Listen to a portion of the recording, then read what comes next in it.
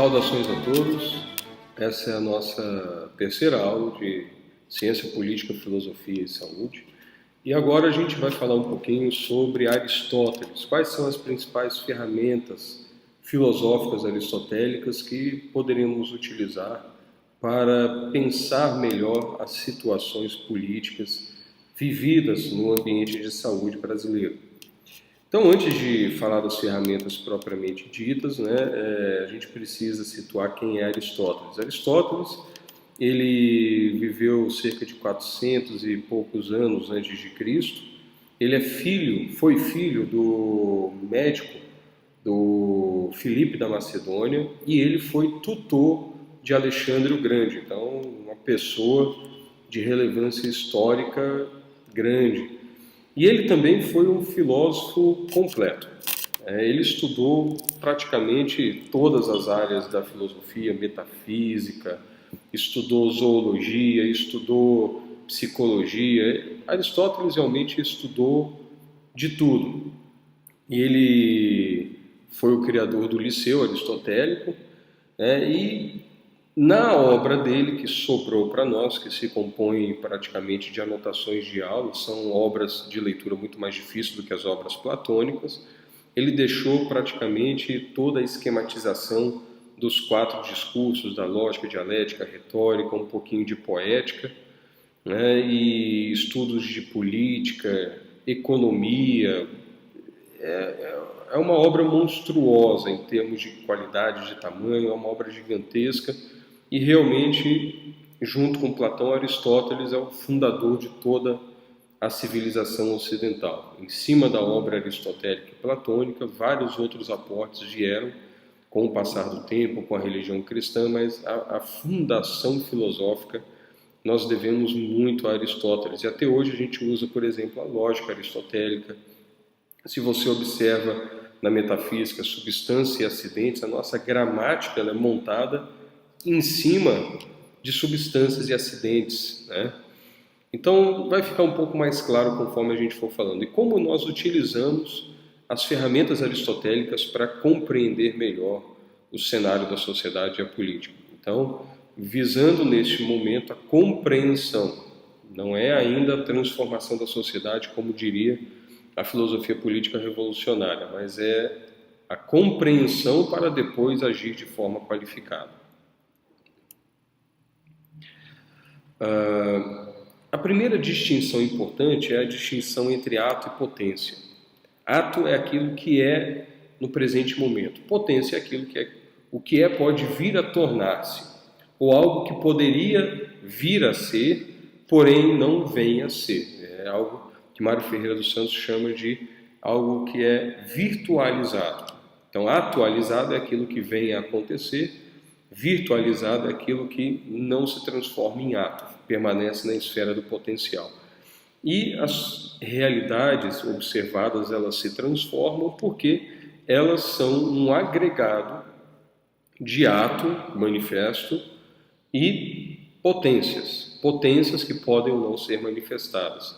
Essa distinção aristotélica foi aquela que resolveu, vamos dizer assim, aquele dilema que alguns historiadores da filosofia colocam entre Parmênides e Heráclito, que tudo que é eterno, é imutável e tudo muda a todo tempo. Na verdade, Aristóteles meio que soluciona isso falando que tudo possui uma identidade, as substâncias possuem uma identidade, mas faz parte dessa identidade o conjunto de possibilidades. Então, a substância, o ente, na realidade, ele não deixa de ser aquilo que é totalmente. Ele permanece sendo o que é, porém, em diversos estágios potenciais que vão se atualizando e se manifestando e virtualizando outros que deixam de acontecer ou jamais acontecerão. Essa solução de nomear isso como ato e potência é a solução para esse dilema que muitos historiadores da filosofia colocam e acreditam a Parmênides e Heráclito. É claro que eu estou simplificando bastante a questão.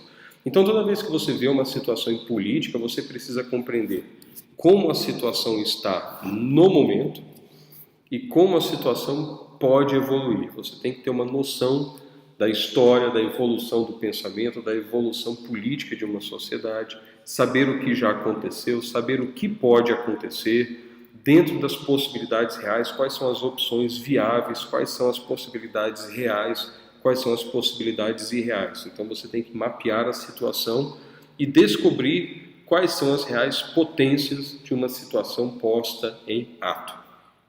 Isso é o básico para começar a pensar em política. Uma outra ferramenta aristotélica muito importante é a definição das 4 causas que constam na metafísica. Então, um exemplo seria uma casa. Aristóteles fala que as substâncias elas possuem uma causa eficaz. Causa eficaz é aquilo que é o responsável por fazer algo. Se eu tenho uma causa eficaz de uma construção como uma casa, uma construção feita por alguém inteligente, é a pessoa, por exemplo, que pagou pela casa. É o arquiteto, é o engenheiro, é o mestre de obras, é o pedreiro. São as pessoas que fizeram aquilo acontecer. Quando eu olho, por exemplo, uma situação política, a lei do mais médicos, quem são os responsáveis, os agentes eficazes, a causa eficaz da lei do mais médicos? Membros da elite governista do Partido dos Trabalhadores, representantes da OPAS, que é uma organização que pertence à ONU, e membros da elite do regime dos Castros em Cuba. Esses são os agentes eficazes. E tem os agentes eficazes, talvez de hierarquia maior, de menor, e por aí vai. Mas você precisa identificar isso. Se você está falando de política, está falando de lei, é imperativo que você identifique quem é o responsável. Né? Se você não identificar quem é o responsável, você vai trabalhar no escuro. Numa situação de saúde, por exemplo, uma tuberculose, quem é o agente eficaz da tuberculose? É o micro-organismo responsável, o agente etiológico, é o micobactério. Então, esse pensamento aristotélico ele serve para a gente categorizar, classificar e compreender fenômenos diversos da realidade em todas as áreas de atuação. A segunda causa seria a causa material. Com o que é feito? Uma casa, qual a causa material de uma casa? Cimento, vidro, madeira, cerâmica, barro, cozido, tinta, plantas. Tudo isso vai ajudar a formar uma casa, uma causa material. Quando a gente olha a lei do mais médicos, qual a causa material? Qual o instrumento material utilizado? Cerca de 1,5 bilhão, 2% mais ou menos do orçamento destinado à saúde do Brasil. Né? Então, dinheiro, quando você está falando de política e causa material, você precisa definir dinheiro, quantidades. E os agentes instrumentalizados pela causa eficaz ou pelos agentes eficazes. Então, a gente poderia até considerar alguns profissionais utilizados pelos mais médicos como uma mistura de causa eficaz com causa material. Eles não são os agentes eficazes primários, mas eles acabam fazendo acontecer, servindo de matéria-prima, vamos dizer assim, para um projeto político. E eles são causa eficaz numa outra análise secundária. Eles são um tipo de causa material da elite e eles se tornam causa eficaz ao entrar em contato com a população. Eles são causas eficazes de uma relação médico-paciente. Então, uma mesma coisa ela pode ser encarada de diferentes perspectivas. Causa material, quando eu falo de uma doença, é o estudo da anatomia, da morfologia, né, que vai envolver histologia, né, do material, qual o tecido acometido pela doença, né, quais os componentes bioquímicos do agente causal, quais as toxinas envolvidas, tudo isso é a causa material. Causa formal é como é feito. Como é feita uma casa? Ela é feita normalmente com acessos, janelas, portas, paredes, teto, é o formato dela, quantos quartos, como que é o banheiro, o que tem no banheiro, a forma de um banheiro, né? Isso seria causa formal. Quando a gente olha uma lei, é como a lei foi feita, ela foi feita por quem, precisa ser aprovada em que instâncias, como o dinheiro é distribuído.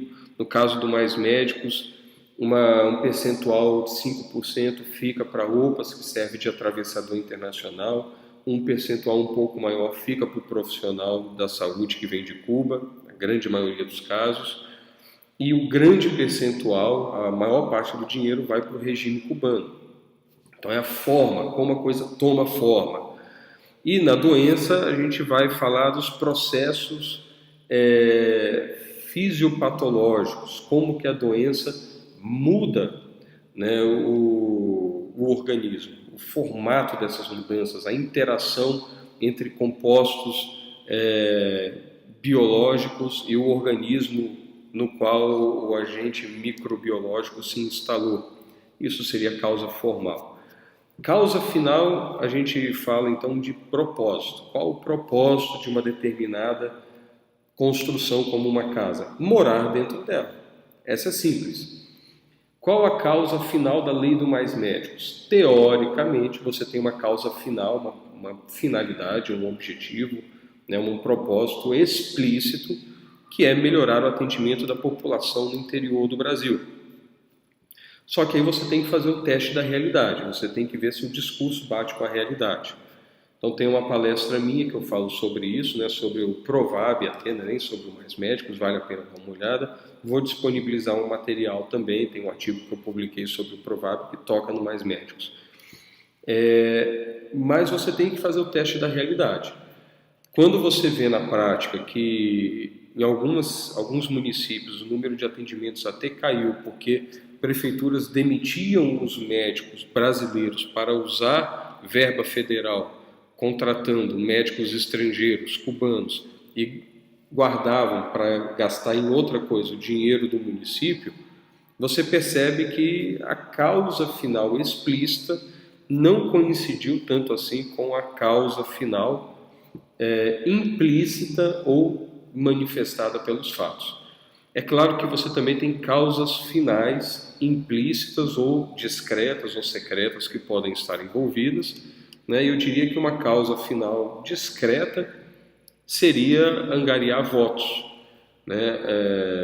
Capitalizar politicamente um projeto para aumentar a chance de sucesso eleitoral. E realmente funcionou. E várias outras causas finais que poderiam ser estabelecidas. A causa final, ela é atribuível a atos ou fatos, né, ou objetos feitos por pessoas inteligentes, que podem dar finalidade a alguma coisa. Quando nós observamos algo que não é inteligente, por exemplo, uma casa foi feita por alguém inteligente, uma lei foi feita por alguém com autonomia, alguém inteligente. Agora, a tuberculose ela não tem um plano maligno de acometer o ser humano. Mas Aristóteles deixa bem claro que quando você fala de algo que não é intencional, com uma inteligência por trás, você coincide causa formal com a causa final. Então, observando a causa formal de uma tuberculose, se ela evolui até o seu fim, sem intervenção nenhuma, ela pode então curar, ela pode matar o paciente. Então a causa final seria, né, a culminação da causa formal, quando o ato não é intencional, feito por alguém inteligente, capaz de dar finalidade a alguma coisa. Então, toda vez que a gente pegar uma situação política, a gente tem que fazer essas 4 perguntas. Causa eficaz: quem é o responsável?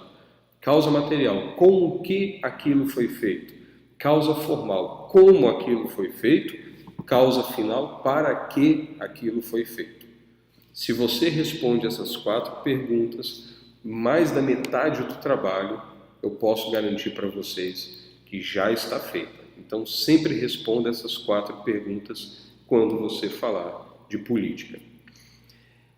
Na próxima aula, a gente vai falar de mais algumas ferramentas aristotélicas extremamente importantes para o pensamento em política. Até breve.